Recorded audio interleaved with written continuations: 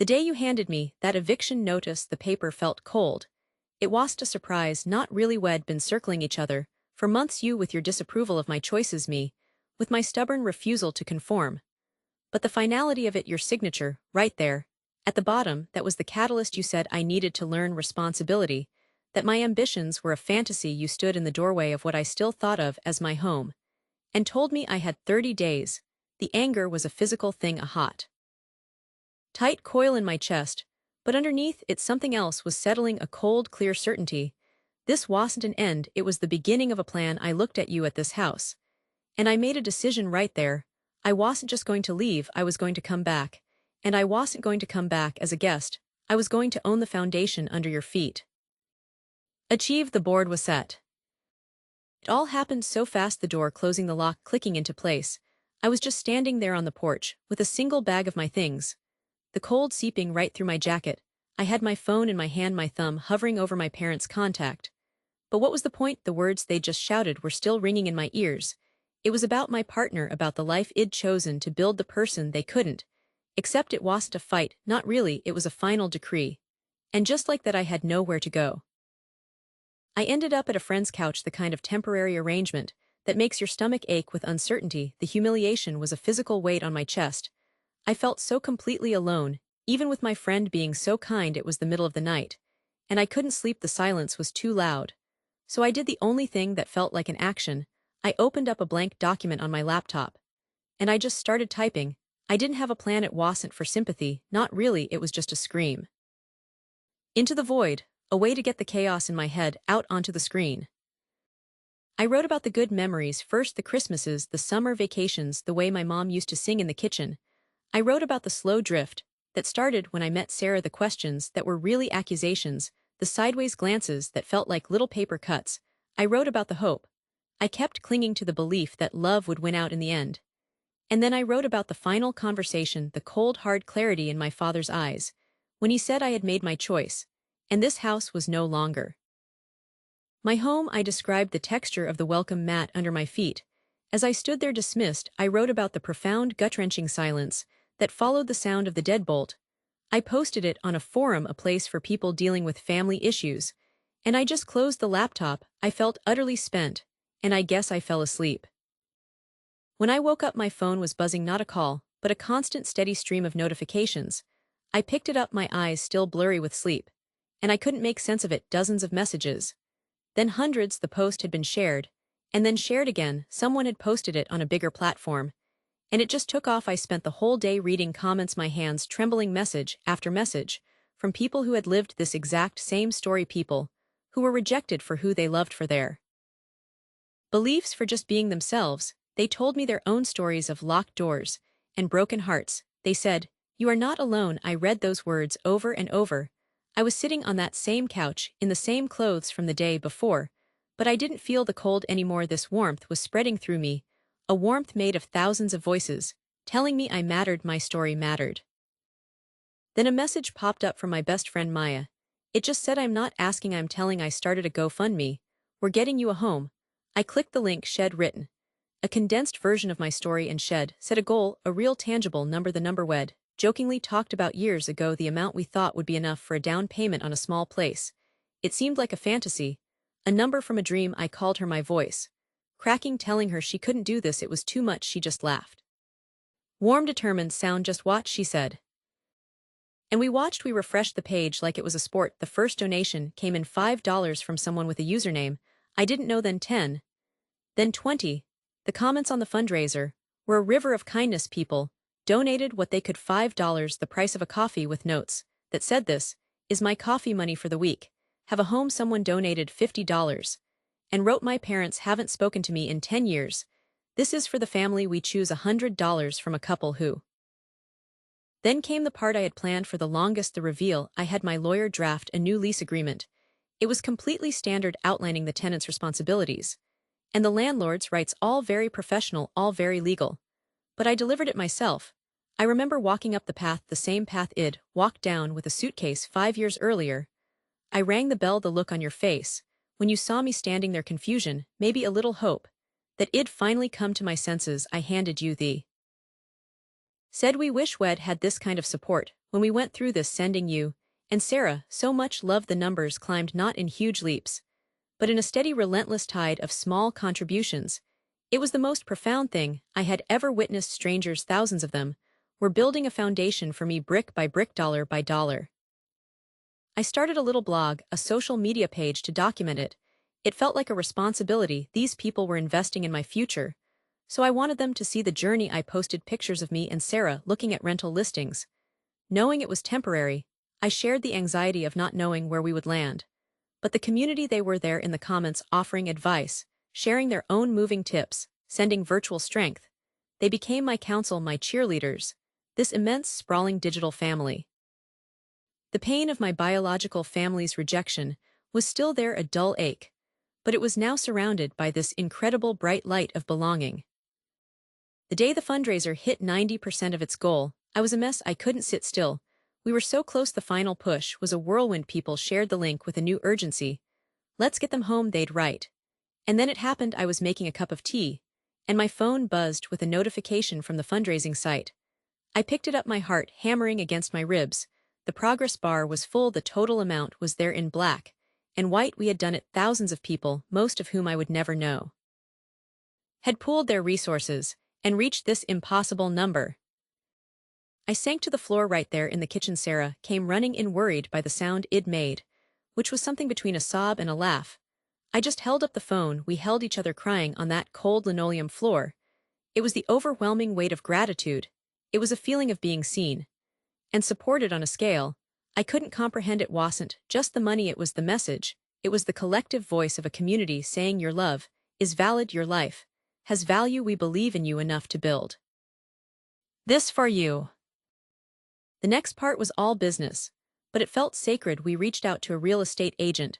We told her our situation, that we were cash buyers. The house, my parents' house, had been on the market for a little while. They were downsizing, moving to a condo across the country. The irony was so thick you could taste it. We made the offer, the full asking price, in cash. The agent for my parents was shocked. They accepted immediately. The paperwork was a blur of signatures and notaries. It felt surreal, like I was acting a play, but the money in the escrow account was real. It was the proof of 1,000 acts of faith. The day of the closing, my parents were already gone. They'd moved out weeks before we met at the title company's office. My agent and I, the seller's agent, signed on their behalf. And then it was done. The keys were placed in my hand. They were cold and heavy. I walked out of that office, the new owner of the house. I grew up in the house I was thrown out of. Envelope. I kept my expression neutral, polite. Even I said the market conditions had led to a change in ownership, and that the new landlord had asked me to deliver the updated rental paperwork. I watched as you opened it, as your eyes scanned the page, finding the rental amount, the terms. And then finally, the owner's name, my LLC. The recognition was slow, then absolute. The color drained from your face. You looked from the paper to me and back again. The silence was heavy. You asked me what this was. What I drove there alone. That first time I stood in the empty driveway, just looking at the familiar windows, the porch, where Id stood, feeling so lost. This time I had a key. I walked up the path and unlocked the front door. The house was silent and empty, echoing with all the memories, good and bad. I walked from room to room, my footsteps loud on the bare floors. I stood in my old bedroom. It was just an empty square now, but it was mine. Ours. I knew I had to tell them. I didn't want it to be a secret or a gotcha moment. I wanted it to be a statement. I wrote them an email. I kept it simple. I told them that I had purchased the house. I told them that after they made me homeless, I turned to a community of strangers, and that community, my found family, had rallied together and provided me with a home. I said that the love and support of thousands of people had accomplished what they, my own flesh and blood, had refused to do. I told them I held no malice, that this house would now be filled with a different kind of love, and inclusive and chosen love. I told them I hoped they found peace in their new life, and I signed it with my name. The theme of it all, what I lie awake thinking about sometimes, is that we so often believe that family is about blood, about obligation. But this experience taught me that family is about action. It's about showing up. My biological family failed that test, but a global family, a community of people who understood pain and rejection, they passed it with flying colors. They showed up for me in the most tangible way imaginable. They built a miracle. So this house is more than just a building to me. It's a monument to kindness. It's proof that love is stronger than rejection. Every room is filled with the echo of all those donations, all those messages. I feel a deep, profound responsibility to this gift, my pledge, my promise to myself. And to every person who helped, is to pay this forward. We're setting up a small fund from the money we save on a mortgage, a fund, to help other kids, other young adults, who find themselves in the same situation I was in. A place to stay for a few nights, a deposit on an apartment, a hand up when their own families let them down. Because the community that built this house for me, it shouldn't be a one-time thing, it should be a chain reaction. It should be a new kind of family, one that never ever locks the door. The whole idea started over a very boring spreadsheet. I was looking at my finances, trying to figure out if I could ever afford a down payment on a place of my own. When I saw the listing pop up in a real estate alert, it was their house, the house I grew up in. My first thought was that it was a mistake. But then I remembered the vague comments from my mom about property taxes going up, and my dad's quiet worry about his pension not stretching as far as they'd hoped. It wasn't a revenge fantasy. I want to be very clear about that. It wasn't some triumphant moment where I saw a chance to finally have power over them. It was just numbers. The numbers made sense. The mortgage for me would be less than I was paying in rent for my tiny apartment, and their share, the rent we agreed they'd pay, would cover most of it. It was a practical solution to their problem, and an incredible investment opportunity for me. We all sat down at their kitchen table, the same table where I'd done my homework, and we talked about it like adults. It felt surreal, but also necessary. The most bizarre part was drafting the lease agreement. I downloaded a standard template online and filled it in: names, addresses, rental amount, due date. Seeing their names typed into the tenant fields was a jolt. I included all the normal things: responsibility for minor repairs, rules about altering the property, a clause about quiet enjoyment. I printed out 3 copies. We signed them all. My hand was steady, but my mind was screaming, this is my father's signature, this is my mother's signature. I am there. Had done. Landlord. The first of the month came around. I was at my apartment, and I saw the notification on my phone, a digital deposit. I opened the banking app, and there it was, the exact amount from a joint account with their names on it. I just stared at the screen. It wasn't a gift, it wasn't allowance money, it was a transaction. I was their creditor. The feeling was so strange, a mix of pride and a deep, unsettling sense of role reversal. This was the new reality. The first repair request was for a leaky faucet in their bathroom. It came via text message. Not a phone call, a text: hi, the cold water handle in the master bath is dripping constantly. Can you please have someone look at it? It was so formal, so correct. I wrote back, I'll schedule a plumber for tomorrow morning. And I did. I called, I got a quote, I set up the appointment. When the plumber was there, my mom texted me again. The plumber is here, he says the washer needs replacing. Is that okay? I had to authorize a $7 to $5 repair for my parents' bathroom. I texted back, yes, that's fine, please proceed. A few weeks later, I had to do my first property inspection. It was in the lease, a semi-annual thing. Driving over there felt like going to a business meeting, not going home. I had a clipboard, I had a checklist. My dad let me in with a quiet hello. He didn't call me kiddo, he didn't ask if I wanted coffee. We walked through the house together, and I noted things like the condition of the carpets, the paint on the trim, the functioning of the appliances. I saw the familiar cracks in the ceiling, the scuff mark on the wall from when I was 12 and threw a baseball indoors. But now I was assessing them as assets, as maintenance issues. My dad followed me, his hands in his pockets, not saying much. I could feel his discomfort.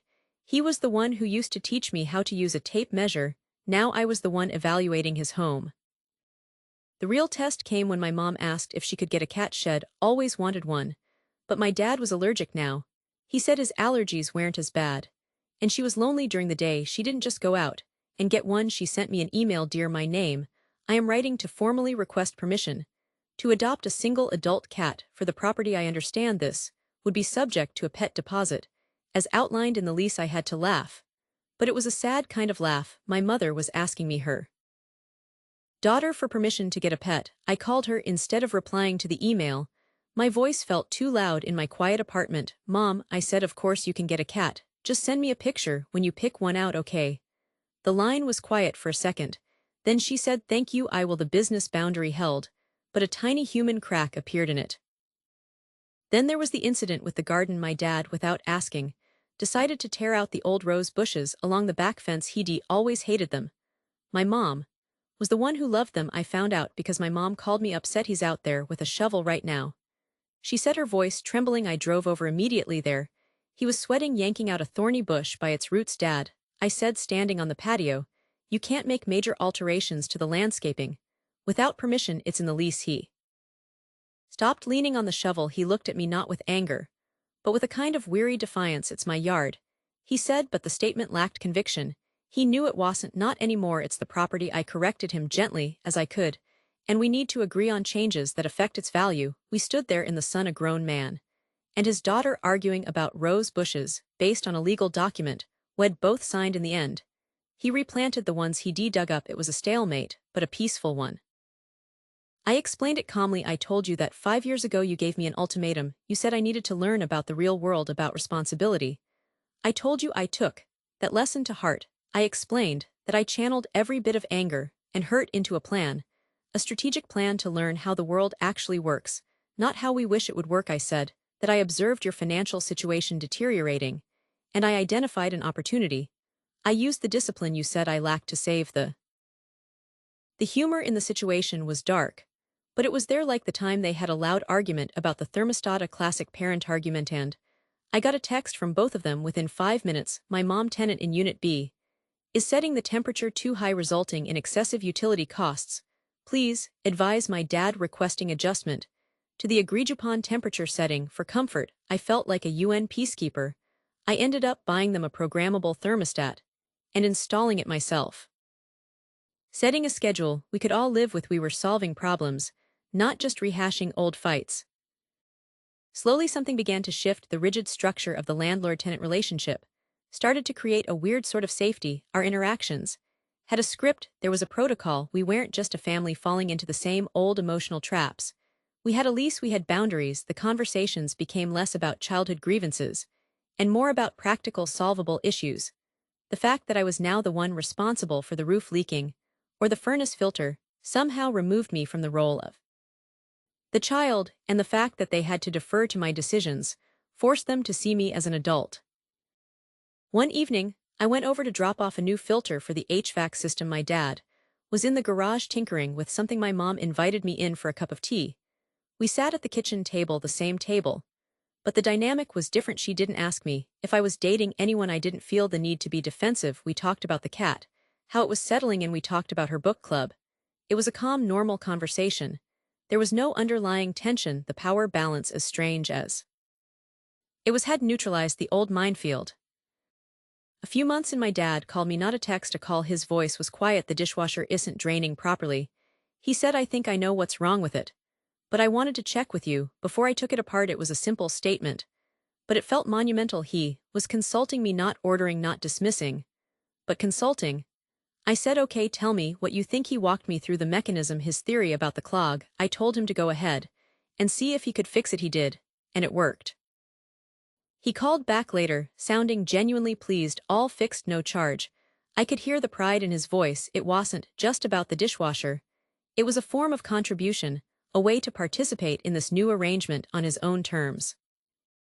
I realized then that this forced coexistence, this bizarre business arrangement, was creating a path to something we'd never had before, a relationship between equals. The old triggers, parental authority, the adolescent rebellion were gone. They were stripped away by the cold, hard facts of a lease agreement. What was left was the necessity of dealing with each other, as we were now 3 adults tied together by a mortgage and a shared history.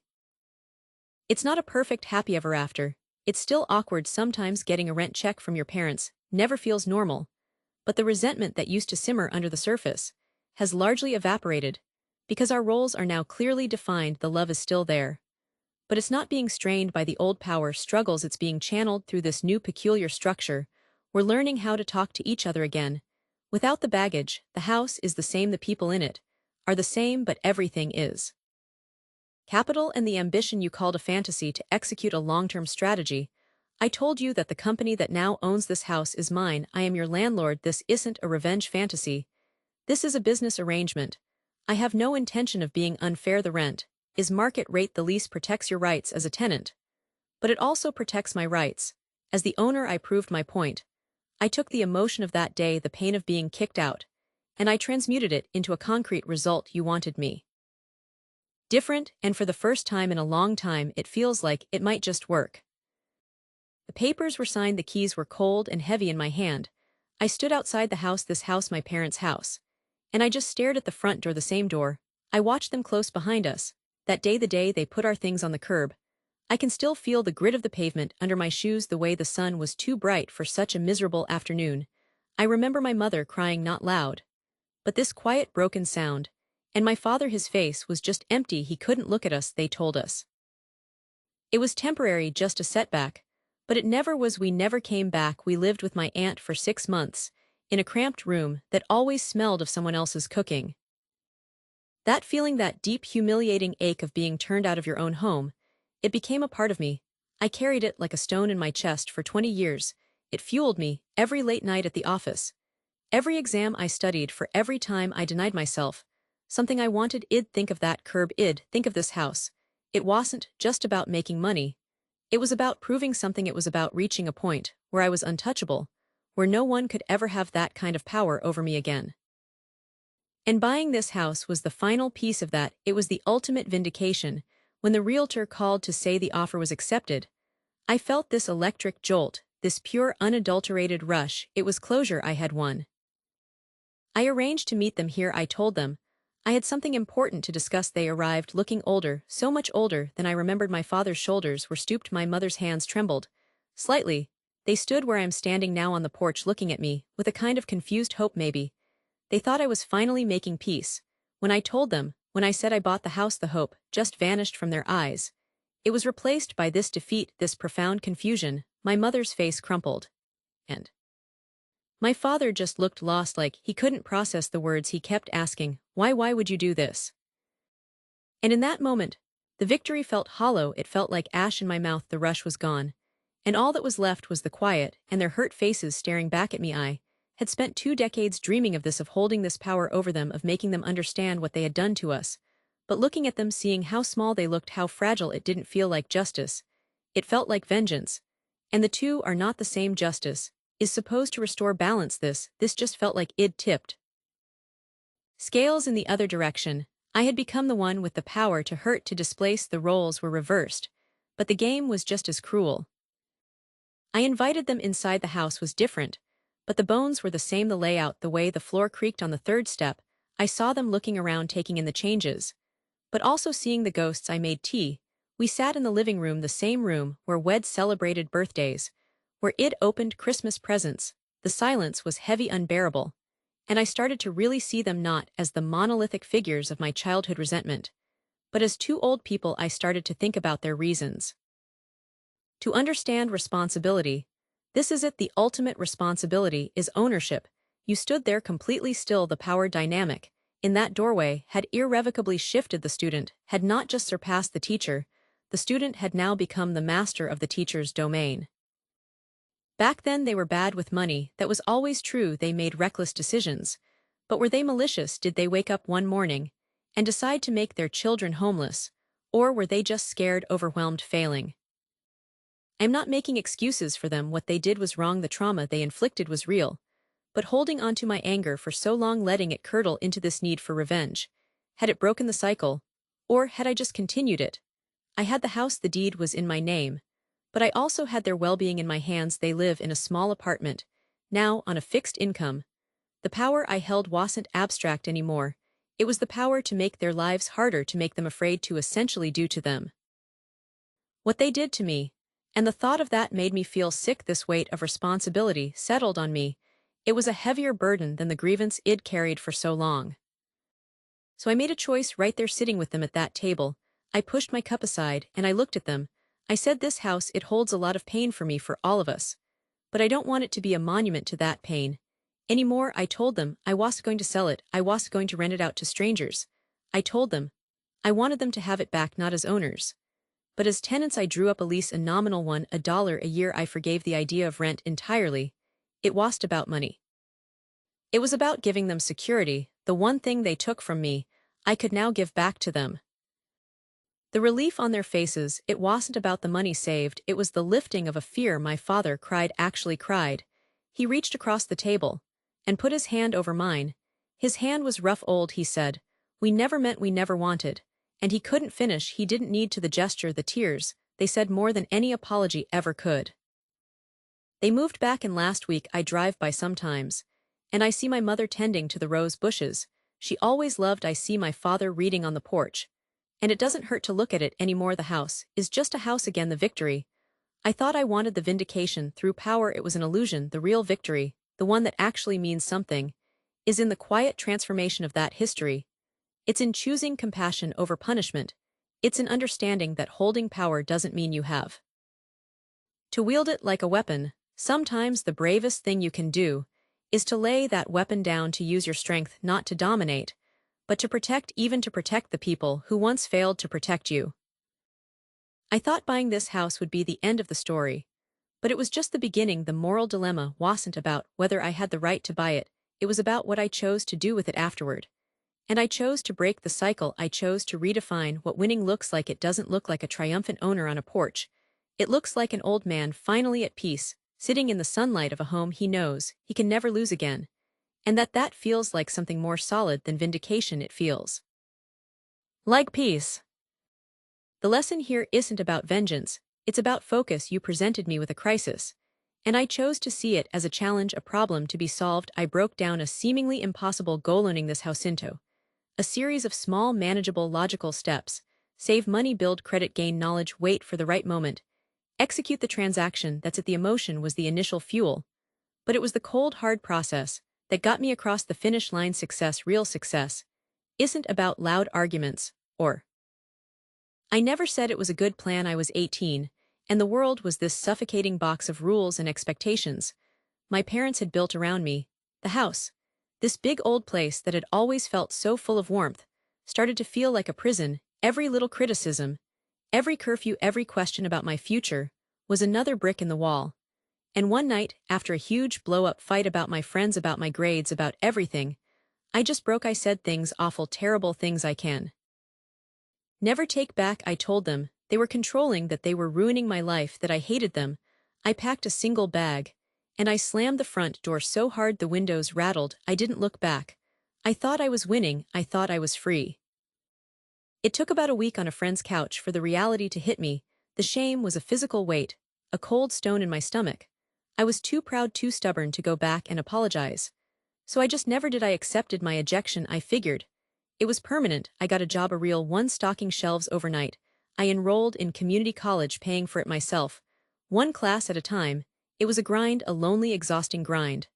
But with every shift I worked, with every exam I passed, I was proving something to myself. I was becoming someone capable, someone responsible. The angry, reckless kid I had been that night started to feel like a stranger, a ghost id left behind in that slammed door. I kept tabs on them from a distance. It was like a guilty habit. I'd drive by the house, sometimes park down the street, just to see the lights on. I'd check my mom's social media, seeing pictures of her in the garden, my dad grilling on the back patio. They looked older, tired. The pictures became less frequent then. About 5 years after I'd left, I heard through my cousin that things were bad, really bad. My dad's construction business had hit a rough patch, a really bad investment, and they were drowning in debt. House, the very thing I'd run away from, was going to be foreclosed on. They were going to lose it all. That news hit me differently than I expected. It wasn't a feeling of I told you so, it wasn't smug satisfaction. It was a deep, gut-wrenching panic. That house wasn't just a building to me anymore. It was the place where I learned to ride a bike on the cracked concrete driveway. It was the kitchen where my mom taught me how to make her famous terrible meatloaf. It was the living room where we'd all pile on the couch every Christmas Eve. All those good years, the ones I'd let my anger overshadow, came flooding back. They were going to lose it, and I realized in that moment that my years of building myself up, of proving I could be responsible, had all been for this. It wasn't about vengeance. It was about loyalty, a love that had been sitting there quiet and patient, waiting for its chance. So I started a new kind of work, a secret project. I had saved up a decent amount. By then I had a better job. But it wasn't enough, not nearly enough to buy a house. So I worked like a man possessed. I took on a second job, freelance work, on top of my full-time job. I lived in the tiniest, cheapest apartment I could find. I didn't buy new clothes. I didn't go on vacations. Every single dollar I could save went into a separate account. It was a silent, solitary mission. My social life vanished. My own life was put completely on hold for 3 years. That's what I did. I worked. And I saved. This wasn't a financial goal anymore. It was a moral one. It was the only way I knew how to say, I was sorry, to make things right without ever having to say a word. Dramatic confrontations. It's about the quiet daily grind. It's about foregoing short-term gratification for a long-term objective. It's about understanding systems, financial systems, legal systems, and learning how to operate within them to achieve your goals. You taught me that the world doesn't care about your feelings. You were right. So I stopped letting my feelings guide me and started letting my strategy guide me. And the result is this piece of paper, the deed, a lesson learned, and a point proven not with words. When I finally had enough for a down payment, I hired a lawyer. I explained the situation, the whole messy story. We set up a trust, an anonymous entity. The offer on the house had to come from nowhere, from someone they'd never heard of. The last thing I wanted was for them to feel a sense of obligation, or worse, pity from me. The thought of them being embarrassed, of their pride being hurt, was unbearable. This had to be clean. This had to be a gift, with no strings attached. The paperwork was a nightmare. Labyrinth of legalities. But we did it. The trust bought the house at the foreclosure auction. They saved it. My parents never knew it was me. For 6 months they lived there, as tenants, paying a modest rent to a faceless landlord, believing they had been saved by a stroke of luck, by some benevolent stranger. I couldn't keep it up. The silence was starting to feel like another lie. I drove to the house on a Sunday afternoon. The same driveway, the same front door. I'd slammed shut a lifetime ago. My hands were shaking so badly I could barely make a fist to knock the door open. And it was my mom. She looked so much older. The years of stress were etched into her face. The surprise in her eyes was immediate. Then it was followed by a confusion, and then a cautious, fragile hope. She invited me in. The house smelled the same. It felt the same, but quieter, sadder. We sat in the living room, the three of us, on the same furniture. The air was thick with 8 years of unsaid things. I didn't know where to start, so I just started talking. I told them about seeing the house that night I left from down the street. I told them about the guilt I carried every single day. I told them about hearing they were in trouble. And then I told them about the trust, about the secret account, about the 3 years of working double shifts and saving every penny. I told them I was the anonymous buyer. I hadn't come back to gloat or to claim a victory. I had come back because this was their home. It was always meant to be their home. I did it to thank them for the good years, for the foundation they gave me, even if I was too stupid to see it at the time. I told them I was so sorry for all of it, the anger, the words, the silence. My voice broke. I was finally apologizing for slamming that door. The silence that followed was heavy, but it wasn't angry. My dad, who had always been a man of few words, had tears streaming down his face. He didn't even try to wipe them away. He just looked at me, and he nodded. My mom reached over and took my hand, her grip surprisingly strong. She said they had spent years thinking they had failed me, that they had replayed that fight 1,000 times, wondering what they could have done differently. They thought my silence was a continuation of my hatred. They never imagined it was me who had saved them. The relief in the room was palpable, a physical unclenching of 8 years of tension. I didn't want them to be my tenants. The idea was absurd. I told them the house was theirs, completely free and clear. The papers were already drawn up to transfer the title back to them. It was a gift. The only thing I wanted, the only thing I asked for, was a chance to be their son again, to visit, to come over for Sunday dinners, to start over, not to erase the past, but to build a new future on top of it, with the lessons we'd all learned the hard way. They didn't just agree, they insisted I move back, and not into my old room, they said, but into the house. They said it was too big for 2 people, that it was meant for a family. They said the silence was the worst part of losing me, and they didn't want another day of it. So I sold my apartment lease and moved back into the house. I grew up, and it's different now. We're different. We talk, really talk. We have coffee together in the morning. My dad asks me for advice on fixing things around the house. My mom and I finally perfected that meatloaf recipe. The house is full of noise again, the good kind, the sound of a family that fell apart, but somehow, against all odds, found a way to put itself back together. The fire we passed through didn't destroy us. It tempered us. It made us stronger, more grateful, more aware of how precious this all is. The front door is never slammed anymore. It's always open, waiting, but with action and ownership. The first year was about survival, pure and simple. I took any job I could get. I washed dishes until my hands were raw. I stocked shelves overnight, the warehouse lights humming, my body aching for sleep. Every dollar was accounted for I lived in a room so small I could touch opposite walls. I budgeted for food, down to the last cent, no restaurants, no new clothes, no subscriptions. It was a monastic existence. My social life evaporated. But every time I felt the grind wearing me down, I'd remember. The letter from their lawyer was very clear. It gave us 30 days to pack up 23 years of our lives. My parents sat at the kitchen table, the paper between them like a dead thing. And my father just kept saying it's within their rights. The house was always part of the family trust. Since your grandfather passed, my brother is the sole trustee. He says we've violated the terms. He wants to sell. My mother didn't say a word. She just stared at the pale yellow wall shed, painted herself. Summer. I turned 10. I remember the sound of the clock on the wall ticking. It was the loudest thing in the room. My father's shoulders, usually so straight, were slumped. He looked defeated. And my mother's silence was a scream. This wasn't about a violation of some trust terms. This was about the family business, my father's construction company.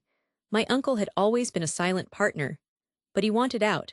And he wanted his share in a lump sum. My father didn't have it. The business was struggling, so my uncle found a way to force the issue. He called in the one asset of any real value, the land. The house stood on our home. He was using the trust to evict his own brother to settle a debt. I felt a coldness settle in my stomach that had nothing to do with the weather. It was a clarity, arguing, begging, appealing to family loyalty. That was a language my uncle had just proven he didn't speak. He spoke the language of paperwork and legalities. So that's what I decided to speak. This wasn't going to be an emotional battle. It was going to be a technical one. I wasn't going to fight him with tears or anger. I was going to use the one thing he respected, the letter of the law. I started spending my nights at the county clerk's office. It smelled of old paper and dust. I'd sit at one of those microfilm readers for hours, my eyes straining at the flickering green screen. I was looking for anything: the original deed, the trust documents my grandfather had set up, any amendments, any liens, any little piece of history someone might have forgotten. I traced the chain of title back to the 1950s. It was tedious, it was overwhelming, but that cold feeling in my gut kept me going. And then I found it. It wasn't a dramatic discovery. Not at first. It was just a single line in a property survey from 1998. It mentioned an easement, a right-of-way for a utility access that had been granted to the city decades before my grandfather even bought the land. It was a standard thing. But the way it was worded was unusual. It wasn't just an easement for pipes or wires. It was a blanket access and maintenance easement that, according to the fine print, gave the city certain rights that technically superseded the absolute ownership of the land. It was a ghost in the machine of the property title. I took my notes to a lawyer, a woman named Sarah, who specialized in property law. I didn't tell her the whole family drama. I just presented it as a theoretical question.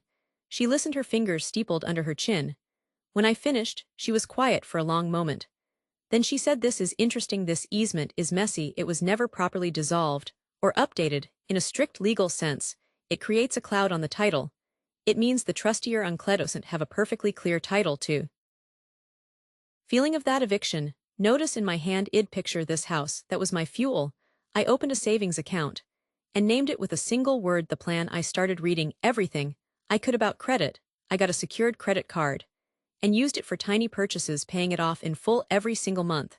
Without fail, I learned about investment principles, not for getting rich quick, but for making my saved capital work for me, even just a little. It was a slow, tedious education in discipline. Transfer or sell. A potential buyer's lawyer would flag this immediately. It would significantly devalue the property, maybe even scare off buyers altogether. I leaned forward. But what if someone didn't want to scare off a buyer? What if someone wanted to use this cloud? She looked at me, really looked at me then, and I think she understood well. She said slowly, "If you were to, say, file a quiet title action, you wouldn't be challenging the trust itself. You'd be challenging the marketability of the title. Based on this historical defect, the court would have to rule on the status of this easement before any sale could proceed cleanly. It would tie the property up in litigation for months, maybe years." I smiled. It wasn't a warm smile. And what if I asked during that litigation, a third party someone with a vested interest in the property's preservation made an offer to purchase it based on its currently diminished value, an offer that reflected the legal risk and the hassle? She nodded, a look of professional admiration in her eyes. That would be a very clever legal maneuver. The trustee facing a long and costly court battle with an uncertain outcome, might be highly motivated to accept a low, but certain cash offer to make the problem go away, especially if the offer came from someone who agreed to drop the quiet title action. As part of the sale, you'd be buying the house at a discount. But more importantly, you'd be buying it out from under the current trustee. The plan was set. We worked in complete secrecy. Sarah filed the quiet title action. My uncle was served. It was a masterstroke of legal understatement. The documents were dry, full of legalese about appurtenant easements and marketable title. There was no emotion in them, no accusation, just a simple clinical statement. The title is not clean. The reaction was everything I hoped for. My uncle was furious. He called my father, sputtering about frivolous lawsuits. But my father, following my instructions, simply said, "I have nothing to do with this. It seems you have a legal problem to solve." The court proceedings were a strange, quiet affair. My uncle's lawyer argued that the easement was obsolete, that it was a technicality. Our lawyer simply presented the historical documents. The judge agreed it was a legitimate issue that needed resolution. The sale of the property was effectively frozen. My uncle was stuck. He was facing legal fees, and a property he couldn't sell. The clock was ticking for him too. Then we made the offer through a legal entity we had created. We submitted a formal offer to purchase the property. The price was low, far below market value. But it was a real cash offer with a simple condition: the dismissal of the quiet title action upon sale. It was a poison pill designed to be swallowed. He could fight us in court for years with no guarantee of winning, or he could take the money and walk away. He took the money. The day the papers were signed was a Tuesday. I drove to my parents' house. My father was in the garden pulling weeds. My mother was inside. I handed him the envelope. He wiped his hands on his trousers and opened it. He read the first page. Then the second. His eyes scanned the words. Slowly he looked up at me, and his face was a mask of confusion. "I don't understand." He said, says the property has been sold to an LLC called What Is This? Wasn't just saving money. I was building a foundation of financial habit brick by boring brick. "It's my LLC, Dad," I said, my voice calm, steady. "I bought the house. The title is clear. Now the lawsuit is dropped. You don't have to leave." The confusion on his face shifted. It cycled through disbelief, then shock, and then a slow, dawning comprehension. He looked from the paper to me and back again. You did this, all that legal trouble, that was you." It was the only language he understood. I said, "He wanted to use the law to take your home, so I used it to give it back to you." It was quiet for a long time. The anger I expected didn't come. Instead, a strange, weary respect filled his eyes. "It's a hell of a thing," he finally murmured, almost to himself. "A hell of a thing." He looked at the house, then back at me. "You outmaneuvered him on his own terms. He didn't hug me, he didn't thank me. He just nodded, a deep, profound nod that held more meaning than any words could. He understood the moral of it all, the bitter poetry. The very system my uncle had tried to weaponize for his own benefit had been turned against him. It wasn't about revenge, not really. It was about justice, a cold, precise legal justice. And in the end, the law, which is supposed to protect property, had protected our home by being used in a way its designers never quite imagined. It protected us through a loophole, a crack in the foundation. And sometimes that's all you need. The zipper on that backpack was the loudest sound in the world. It echoed in the empty room that used to be mine. I shoved in a couple of t-shirts, a pair of jeans, my toothbrush, and my laptop. That was it. That was everything. My dad stood in the doorway, his arms crossed. He didn't say anything. He didn't have to. His silence was a wall. I'd just turned 18. And the rules were clear: no college, no free ride out. I slung the pack over my shoulder, brushed past him, and walked out the front door of the only home I'd ever known. I had $100 bill crumpled in my pocket, a fading sense of pride, and absolutely no plan. The first 2 weeks were a blur of couches. My friend Mark's couch had a spring that dug into my back. Sarah's couch was in a living room she shared with 3 other people. So I had to be gone by 6 in the morning. I'd walk to the library, charge my laptop, and just stare at the screen. $100 doesn't last long. I bought the cheapest bread, the cheapest peanut butter, and tried to make it look like I wasn't a charity case when I accepted a meal from a friend. The lowest point was a Tuesday. I think it was raining. I was sitting on a bench in the park, my backpack getting soaked, watching the cars go by. I'd called everyone I could think of for a place to stay that night, and everyone had a reason why it wouldn't work. I remember the feeling of the cold, wet wood beneath me and the hollow ache in my stomach. It wasn't just hunger, it was a profound, terrifying emptiness. I was a ghost floating through a city that had no place for me. The spark didn't come from some brilliant epiphany, it came from sheer monotonous scrolling, to pass the time, and escape my own thoughts. I'd dive into online forums for small businesses. I saw the same complaint over and over again, from local shop owners, from Etsy crafters, from startup founders. They were all artists or bakers or brilliant coders. But they all said the same thing: I am great at making this product, but I have no idea how to get people to see it. Social media was a mystery to them. It was. After the survival phase came the strategy phase. I had a small nest egg, my credit score was climbing. But I knew real estate was a different game. I spent my free time in the public library, studying market trends in this area. I learned about property values, about property taxes, about zoning. Most importantly, I started studying landlord-tenant law. I needed to understand the rules of the game I was about to play. I needed to know every right a tenant had, and every power a landlord. A chore: they'd post a picture of their handmade necklace, or their new software feature, and it would just disappear into the void, getting a few likes from their aunt and their best friend. They needed a voice, they needed a story. And I realized, sitting there in that library, that I could be that voice. I'd always been good with words. I could see the narrative in a product. That necklace wasn't just a necklace. It was a statement of minimalist elegance for the modern professional. That software feature wasn't just a line of code, it was a solution to a daily frustration. I could articulate that I could build that bridge between the creator and the customer. I spent my last $40 on a domain name and a basic website. I called it Narrative Drive. It sounded bigger than it was. It was just me and my laptop. I spent days crafting sample posts for imaginary businesses, building a portfolio out of thin air. Then I started cold emailing. I found small businesses with terrible social media presence, and I'd send them a sample post I wrote for them for free. Just a glimpse of what could be. Most ignored me, but one replied, a woman who made custom ceramic mugs. She said, "This is exactly the kind of voice I want." How much? My heart hammered against my ribs. I had no idea what to charge. I typed a number, deleted it, typed a lower one, and finally, with a shaking finger, I sent her an offer for $50 to manage her accounts for 1 week. She agreed.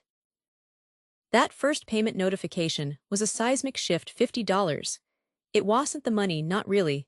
It was the validation. It was proof that my time, my skill, my mind, it had value. Someone was willing to pay for it. I worked on her account like it was the most important project in the world. I researched her ideal customer. I crafted stories around the process of making the mugs, the feel of the clay, the joy of sipping coffee. From a piece of art, her engagement skyrocketed, and she told another small business owner, and that person emailed me. Suddenly, I had 3 clients, then 5. I reinvested every single cent. I didn't buy better food. I didn't get a real apartment. I upgraded my website. I bought a subscription to a social media scheduling tool. I worked from the moment the library opened until the moment it closed. Days blended into nights. I'd be writing captions for a local bakery while eating a peanut butter sandwich, then switch to promoting a new fitness app. Setbacks were constant. A client would suddenly cancel, a campaign would flop, and I'd have to analyze why. Late into the night, my eyes burning from the screen light. But with every problem I learned, I got sharper. I started understanding the algorithms, the timing, the psychology of a scroll-stopping post. Narrative Drive wasn't just a name anymore. It was a real, tiny, fledgling business. The scaling was slow. Then all at once I hired my first freelancer, a graphic designer I found online to create better visuals for my clients. Then I hired a part-time community manager to handle the comments and messages. I moved from the library to a rented desk in a parking space. It was a monumental feeling, having a keycard to a building, having an address. I was no longer a ghost. The clients kept coming, mostly through word of mouth. I stopped taking on tiny 1% operations and started pitching to small tech startups and established local boutiques. My rates multiplied. I stopped looking at my bank account every day because the fear was gone. The numbers were just numbers. They were growing steadily. Possessed, it was no longer about emotion, it was about acquisition. I became a student of the process. I attended open houses not to buy, but to listen, to understand how agents talked, how negotiations worked. I needed to see the entire board before I made my move. And then I saw my opportunity. It was a matter of public record. After all, the property tax payments were becoming delinquent, not by much. But the pattern was there: a few missed payments, then a catch-up, then another miss, I heard through the moment of realization happened on a completely ordinary afternoon. I was reviewing a contract for a new client, a sustainable clothing brand. I needed to transfer the initial payment to my business account. I logged into my bank's portal. I clicked over to the savings account, the one I'd labeled the goal as a sort of grim joke. When I started, I hadn't looked at it in a couple of months. I'd just been automatically transferring a large portion of every profit into it. The page loaded, and I just stopped. I stared at the number. It was more than a number, it was a physical weight, a presence in the room. It was a sum I had only ever associated with my parents, with security, with the house I grew up in. I leaned back in my chair. The contract forgot in my hands, were perfectly still. It was real. The goal wasn't a fantasy anymore. It was a line item on a bank statement. I could actually do it. I didn't call my parents. That wasn't the plan. This was a business transaction. I found a real estate agent, a serious woman named Barbara with a no-nonsense demeanor. I told her the address of my childhood home. I told her I was interested in making an offer. But I wanted complete discretion. My name was not to be mentioned to the sellers until the paperwork was absolutely necessary. She asked if I wanted to see the property. I told her no. I knew every crack in the driveway, every creak, staircase. I didn't need a tour. The negotiation was clinical, which was exactly what I wanted. My parents, through their own agent, played hardball. They countered the initial offer. Barbara would call me and give me updates in her dry professional tone. The sellers are firm on their price. They cite the recent renovations to the kitchen. I could almost hear my mother's voice in that statement. I told Barbara to accept their counteroffer. The price wasn't the point was the signature on the deed. The closing was in a quiet wood-paneled office. I went alone. I wore a suit I'd bought for the occasion. It felt like armor. The other people in the room were just figures. The title agent, the lawyers. Barbara, my parents weren't there. Their lawyer represented them. There was a stack of documents I signed, where I was told to sign. The pen felt heavy, significant. Each signature was a quiet click of a lock falling into place. There were no speeches, no dramatic reveals, just the rustle of paper and the soft scratch pens at the end. The title agent slid a set of keys across the polished table toward me. They were cold and metallic. I picked them up, closed my fist around them, and felt the sharp edges bite into my palm. A solitary victory. No applause, just the quiet hum of the air conditioner and the profound silence of a finished thing. I drove to the house a few days later. I didn't park dramatically out front. I just pulled into the driveway, the same driveway I'd learned to ride a bike on. I sat there for a minute, looking at the front door. The same wreath my mother always hung was still there. I got out and walked to the door, not with a strut, but with a quiet confidence. I used my key. The lock turned with a familiar heavy thunk. I pushed the door open and stepped inside. The air smelled the same. That was the first thing that hit me, a mix of lemon polish and the faint scent of the oak floors. They were in the living room. My mother was dusting a shelf. My father was reading the paper. They looked up, startled. The confusion on their faces was immediate, then it shifted to disbelief, and then to a slow-dawning, uncomfortable understanding, as I held up the keys. My dad stood up. What is this? What are you doing here? Family grapevine, carefully cultivated from a distance, that the upkeep was becoming a burden. The roof needed work, the furnace was old. You were talking about downsizing. The moment I'd been waiting for had arrived. The market was softening, and the sellers were motivated. I looked around the room at the fireplace, where Wed hung stockings, at the window seat, where I'd read books as a kid. I live here, I said, my voice calm, level. I bought the house. The following silence was thicker than any I'd ever experienced. My mother's hand went to her mouth. My father sputtered, you with what money, how? And that's when I explained it to them, not with anger, not with gloating, but with a simple, straightforward clarity. I told them about the backpack, the couches, the $100. I told them about seeing a need that people with comfortable lives couldn't see, a need born from desperation. I told them about the first $50. I told them about building narrative, drive client by client, post by post. You evicted me, I said, finally meeting my father's stunned gaze. You told me the world wouldn't coddle me. You were right, it didn't. That eviction wasn't a punishment. It was the push, it was the necessary catalyst. You forced me to find a strength I didn't know I had. You made me resourceful. You made me hungry. All of this, I said, gesturing around the house. Now, my house came from that moment. You showed me the door. The adversity you thought would break me was the very thing that taught me how to build. I saw the message land not as a rebuke, But as a simple, undeniable truth, the hardship wasn't the end of the story. It was the brutal necessary beginning. The comfort of this house had made me soft. The harshness of the world had forged me into something stronger. And now I was home not as a dependent child, but as an owner. The keys in my hand were more than metal, they were a lesson in resilience. The silence in my own apartment was always so heavy. It wasn't a peaceful quiet. It was the kind of quiet that echoed with all the things that had been said, and all the things that hadn't. Id built this life for myself piece by piece. After my father told me I was no longer his daughter, he said Id made my choices. And those choices had consequences. Choosing a career he didn't understand, loving someone he didn't approve of, living a life that didn't fit the perfect image he had for our family name. That was the final straw. He said I was a disappointment. He said I was throwing away my inheritance, my future, everything they had built for me. So he made good on his threat. He cut me off, not just financially, though that was a big part of it. He cut me off from everything, from family gatherings, from holidays, from any connection to my mother or my younger brother. It was like I had died, or worse, like I had never existed at all. The first year was the hardest, figuring out how to pay rent on a salary that was barely enough, learning to cook cheap meals, lying awake at night wondering if I'd made a terrible mistake. But with time the panic turned into a kind of grim determination. I built a life completely separate from them. I stopped expecting a phone call, stopped hoping for a reconciliation. The family wealth, the safety net I'd always been told was gone. I accepted that I had to. I moved with clinical precision. I formed an LLC, a simple anonymous name that gave nothing away. It was a shell, a corporate veil that allowed me to operate without the baggage of our history. I worked with a real estate lawyer, not as a son, but as a client. We made a fair market offer, not lowball that might have raised suspicion or caused an emotional reaction, a solid, reasonable cash offer with a quick closing timeline. The offer was presented through the proper channels. I imagine your surprise, maybe even. Then the letter came. It was a thick, cream-colored envelope with the name of a law firm embossed on the back in dark, serious ink. My first thought was that it was a mistake or some kind of final legal notice from my father, severing some last invisible tie.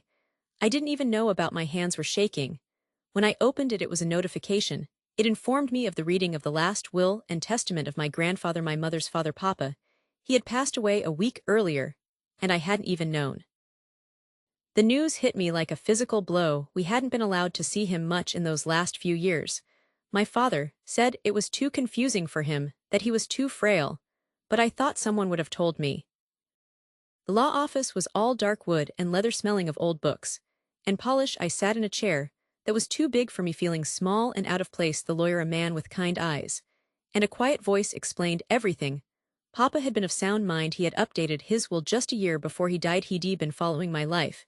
He said my mother had secretly shown him articles about my work, pictures of me and my partner. He'd kept them all in a drawer by his bed. The lawyer said Papa was proud of me. Proud that I had the courage to build my own life, to be my own person. He said Papa thought my father's disapproval was foolishness. Then came the revelation. My grandfather had left me everything, not a small token, not a share, everything, a significant inheritance from his own family's wealth that he had held in a trust for me. The condition was simple. It was to be held until I turned 30, or until I had been completely financially independent from my parents for 5 consecutive years. I had met the condition without even knowing it existed. The money was mine. The control my father had exerted, the financial power he had wielded like a weapon, had been completely bypassed by the one person he couldn't control. For days, I just stared at the bank statements, the portfolio summaries. The numbers didn't feel real. They were just digits on a screen, an abstract concept of security. I had long since given up on. The moral dilemma settled over me like a fog. What was the right thing to do with this? I could donate it, I could invest it, and live comfortably, quietly, far away from all the drama. I could use it to start the foundation. I'd always dreamed of. Any of those would have been good, noble, even, but they felt like running away. They felt like letting my father win by pretending his rejection hadn't shaped me, hadn't carved a hollow space inside me. And then I thought of the house I grew up in, that big, cold, perfect house that was always more of a showpiece than a home, the symbol of everything my father valued: status, appearance, control. I knew from a cousin who still sometimes talked to me that my father's business had hit a rough patch. That the facade of endless wealth was cracking the idea didn't come to me in a flash of anger. It came slowly, a quiet, firm certainty.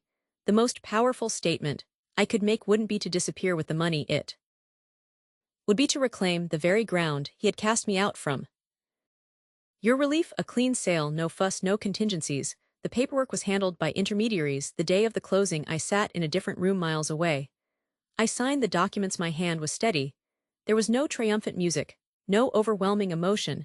It was a transaction, a transfer of assets, the culmination of 5 years of focused effort. The property deed was emailed to me. I opened the file, saw my LLC's name listed as the owner, and I felt a quiet, deep satisfaction. The goal was. I called the lawyer back. I asked him to discreetly inquire about the property. I didn't want my name attached to it. Not yet, as I suspected the house was on the market, not publicly, but quietly through a private channel. They needed to sell. The offer we made was fair, even generous. But it was an offer they couldn't afford to refuse. I instructed the lawyer to handle everything. The sale went through, with a speed that spoke of their desperation. The papers were signed by a shell corporation. The funds transferred. They never knew it was me, not until the day of the closing. I stood on the sidewalk outside the house, the keys cold in my hand. My parents came out, my father looking older and tired, my mother's face drawn. They were carrying the last of their things. They thought they were meeting the new owner, some anonymous investor. The look on my father's face when he saw me was something I will remember for the rest of my life. It wasn't just anger, it was a complete and total shattering of his reality. His mouth opened, but no sound came out. My mother started to cry, but I couldn't tell if it was from sadness or shock. My father finally found his voice. He sputtered, how can you afford? And that's when I told them. I kept my voice calm even though my heart was pounding. I said the money came from Papa, from his estate, that he had left it all to me, because he believed in the life I was building. The color drained from my father's face. The irony was so thick, so perfect. It was almost poetic. The money came from the very family member he had always been a little jealous of, the one whose approval he had never quite secured. The legacy he thought he was protecting by cutting me off was delivered to me by the person he probably respected the most. He looked defeated. The fight just went out of him, all the bluster, all the control. It evaporated into the cool morning air. He just turned, helped my mother into their car, and drove away without another word. They didn't even look back. I unlocked the front door and stepped inside. The house was empty, echoing. It smelled of their perfume and his cigar smoke, but underneath that it just smelled like a house. It wasn't a fortress anymore, it was just a building. I walked from room to room, my footsteps loud on the hardwood floors. The formal living room, where we were never allowed to sit. The dining room, where so many tense, silent meals had been eaten. My old bedroom, now just a blank space. I realized, standing there in the emptiness, that the house itself wasn't the victory. It was just a symbol. The real inheritance wasn't the money or the property. It was the knowledge that someone had seen me, really seen me. Papa had loved me, not in spite of my choices, but because of them. He believed in my courage when I felt like I had none. His love was the real, unshakable foundation. This house, this beautiful, complicated symbol, was just the structure built upon it. It was a place to start again on my own terms, with the silent, unwavering support of a grandparent who knew what a real legacy looked like. It wasn't about wealth, it was about belief, and that was something no one could ever take away from me.